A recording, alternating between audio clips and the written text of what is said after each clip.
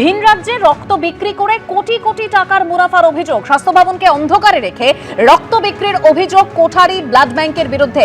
7 মাসে বিভিন্ন রক্তদান শিবির থেকে মোট 42,367 ইউনিট ব্লাড কালেকশন করেছে এই কোঠারি ব্লাড ব্যাংক।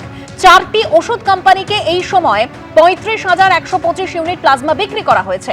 এই পরিমাণ প্লাজমার বাজার মূল্য 3.5 কোটি, দাবি স্বাস্থ্য ভবনের। প্লাজমা বিক্রির সব তথ্য খতিয়ে দেখছে স্বাস্থ্য ভবন, যাচাই করা হচ্ছে সব রেকর্ড। বাড়তি প্লাজমার জন্য বেশি ব্লাড কালেকশন সন্দেহ স্বাস্থ্য ভবনের। প্লাজমা বিক্রি করলেও রাজ্যের বাইরে বিক্রি করা হয়নি লোহিত রক্তকণিকা, দাবি কোঠারি ব্লাড ব্যাংকের। স্বাস্থ্য ভবনকে অন্ধকারে রেখে ভিন রাজ্যের বিভিন্ন ওষুধ সংস্থাকে কোটি কোটি টাকা রক্ত বিক্রির অভিযুক্ত কলকাতার নামী কর্পোরেট হাসপাতাল কোঠারির ব্লাড ব্যাংক। গত সোমবার কোঠারি ব্লাড ব্যাংকে হানা দেয় স্বাস্থ্য দপ্তরের টিম। ব্লাড ব্যাংক থেকে বাজেয়াপ্ত করা হয় রক্ত বিক্রি সংক্রান্ত যাবতীয় নথি। স্বাস্থ্য দপ্তর সূত্রে খবর, জানুয়ারি থেকে জুলাই 7 মাসে বিভিন্ন রক্তদান শিবির থেকে 42,367 ইউনিট ব্লাড কালেকশন করেছে কোঠারির ব্লাড ব্যাংক, যা তার নিজস্ব হাসপাতালের চাহিদার থেকে অনেক গুণ বেশি। 4টি ওষুধ কোম্পানিকে 7 মাসে 3.5 কোটি টাকার বেশি প্লাজমা বিক্রি করেছে কোঠারির ব্লাড ব্যাংক। 7 মাসে মোট 35,125 ইউনিট প্লাজমা বিক্রি করেছে কোঠারি। এর পাশাপাশি এটাও অভিযোগ উঠছে, যতজন স্টাফ এবং চিকিৎসক নথিভুক্ত আছে ব্লাড ব্যাংকের নামে, তার থেকে বেশি অনথিভুক্ত লোককে দিয়ে ব্লাড কালেকশন করা হয়েছে।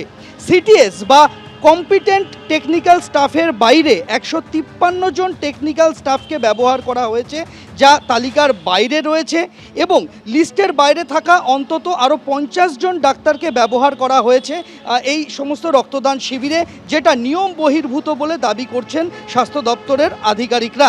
এক দিন 12 থেকে 15টা পর্যন্ত ক্যাম্প করেছেন তারা, এমনটাই অভিমত স্বাস্থ্য দপ্তরের স্টেট ব্লাড ট্রান্সফিউশন কাউন্সিলের। কলকাতা শহর থেকে 200 কিলোমিটার দূরেও ক্যাম্প করা হয়েছে, যেখান থেকে 6 ঘন্টার মধ্যে রক্ত এনে ব্লাড কম্পোনেন্ট সেপারেশন এক প্রকার অসম্ভব বলে মনে করছেন বিশেষজ্ঞরা।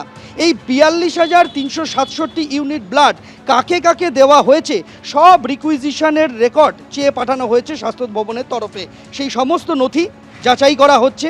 আর এবার তদন্ত শেষ না হওয়া পর্যন্ত কোঠারির ব্লাড ব্যাংকের যাবতীয় রক্তদান শিবির থেকে রক্ত সংগ্রহের ওপর নিষেধাজ্ঞা জারি হলো সরকারের তরফে। স্বাস্থ্য ভবনের সন্দেহ, বাড়তি প্লাজমার জন্য বেশি ব্লাড কালেকশন করা হয়েছে ক্যাম্প থেকে। তবে এসবিটিসির কাছে কোঠারির দাবি, প্লাজমা বিক্রি করলেও তারা লোহিত রক্তকণিকা রাজ্যের বাইরে বিক্রি করেননি। স্বাস্থ্য ভবনের এই পদক্ষেপ সম্পর্কে কোনো মন্তব্য করতে চাননি কোঠারি ব্লাড ব্যাংক কর্তৃপক্ষ। দিব্যেন্দু সিংহর সঙ্গে সন্দীপ সরকার, এবিপি আনন্দ, কলকাতা। এবিপি আনন্দ, এগিয়ে থাকে, এগিয়ে রাখে।